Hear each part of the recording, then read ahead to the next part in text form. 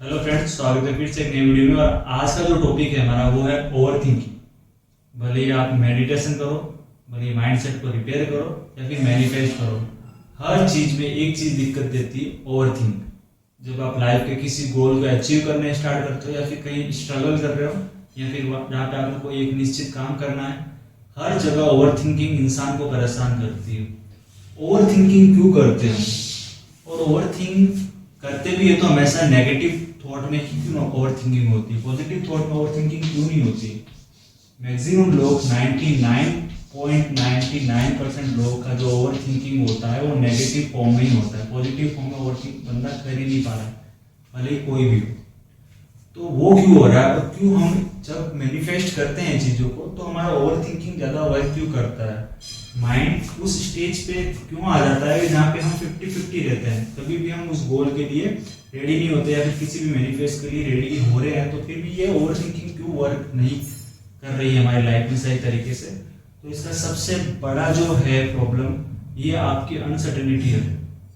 Mean जब आप अपने माइंड का फोकस, एक होता है, देखिए एक एग्जांपल के द्वारा समझता हूँ। ये एक लड़का है, इसको लाइफ में एक उसने गोल बनाया, इसको एक आईएएस बनना है। मान लो आईएएस का इसका गोल है कि मेरे को आईएएस क्लियर करना है। इसने अपना टाइमलाइन सेट किया कि मेरे को 2 ईयर में बनना है।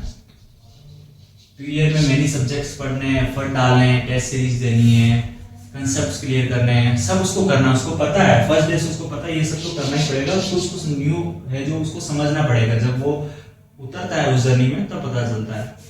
अब अगर ये पहले से ही ओवर थिंकिंग में रहेगा, ऑब्वियसली रहेगा, बहुत लोग रहते हैं।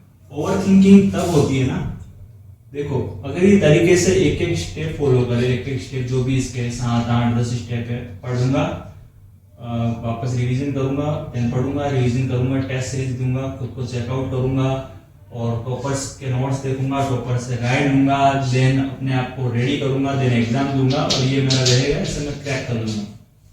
ये इसके जो भी प्रॉपर स्ट्रेटेजी अगर वो फॉलो करता है स्टेप टू स्टेप, क्या वो ओवर थिंक कर पाएगा? देखो इसमें भी 2 केस है, कर भी पाएगा और नहीं भी कर पाएगा। जो प्रॉपरली इन तरीकों को फॉलो करके एक चीज करता है, मैं भी वो ओवर थिंकिंग नहीं कर पाएगा क्योंकि उसके पास टाइम ही नहीं होगा। ओवर थिंक करने के लिए टाइम ही नहीं होगा। 24 आवर्स जब आप काम करते हो तो माइंड आपका 12 आवर आप बिजी रख रहे हो, 16 आवर बिजी रख रहे हो, तो सोने का टाइम मिलेगा ना आपको, ओवर थिंकिंग का टाइम कहाँ मिलेगा? ओवर थिंक लोग क्यों करते हैं? मोस्ट ऑफली ओवर थिंकिंग का जो रेशियो देखा गया है, ह्यूमन रेशियो, ओवर थिंकिंग कब की जाती है?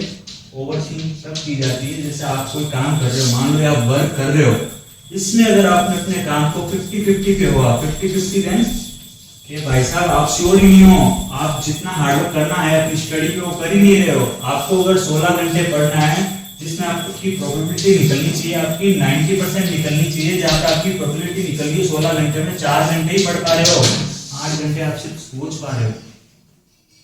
खाली एक जगह बैठ के पन्ने पलटना पढ़ना नहीं होता, उसको समझना होता है। तो ओवर थिंकिंग वहीं पे काम करती है जब आप श्योर ही नहीं हो, जितना एफर्ट आपको डालना चाहिए वो आप नहीं डाल रहे हो, तभी ओवर थिंकिंग होती है, अनिश्चितता होती है। अगर आप पहले दिन ही ओवर थिंकिंग करोगे, दूसरे दिन ओवर थिंकिंग करोगे, जैसे आज से आपने स्टार्ट किया, 2 साल बाद में आपका गोल है, तो ओवर थिंकिंग आपको डिसीजन पे आप पहले जा रहे हो कि मेरे से होगा नहीं होगा, मेरे से होगा नहीं होगा, मेरे से होगा नहीं होगा, तो आपका काम नहीं होगा। अनसर्टेनिटी आपको यहाँ पे मार देगी और अनसर्टेनिटी ही ओवर थिंकिंग को जन्म देती है। जिस दिन आप अपने माइंडसेट को फोकस कर लोगे, उसको रीस्टार्ट स्टेज से स्टार्ट करके जब एक सही डायरेक्शन में मैनिफेस्ट करोगे तो ओवर थिंकिंग के चांसेस रहेंगे ही नहीं।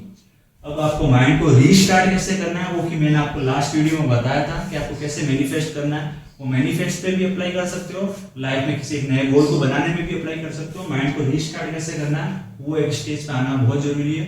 और जब आप रीस्टार्ट स्टेज पे आओगे तब आपको अनसर्टेनिटी नाम का जो ये बुखार है ना, इसको खत्म करना पड़ेगा।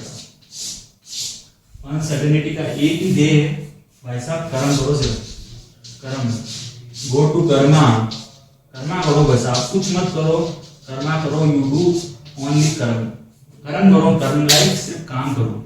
कर्म करना कैसे होता है, आपको माइंड को रीस्टार्ट कैसे करना है, इन सब का मैंने डिटेल से वीडियो बनाया है, इससे पीछे जो वीडियो आप डिटेल से देख लेना।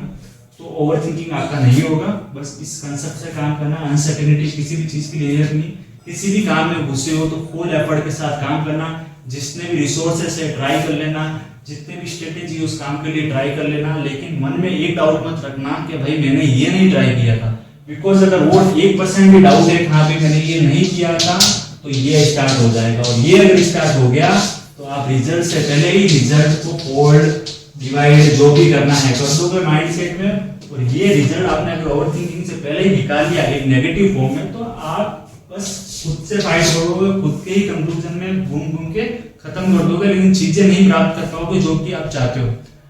आई होप आपको ये कंसेप्ट समझ में आया होगा। तो प्लीज ओवरथिंकिंग को रोकें और अनसर्टेनिटी को पूरी खत्म करें और माइंड को रीस्टार्ट करके चीजें सही करें। और रीस्टार्ट कैसे करें वो आपको लास्ट वीडियो में बताया, वो ध्यान से देखें। अगर आपको ये कंसेप्ट समझ में आया तो प्लीज लाइक करें, वीडियो को शेयर करें और चैनल को प्लीज सब्सक्राइब करें। Thank you so much.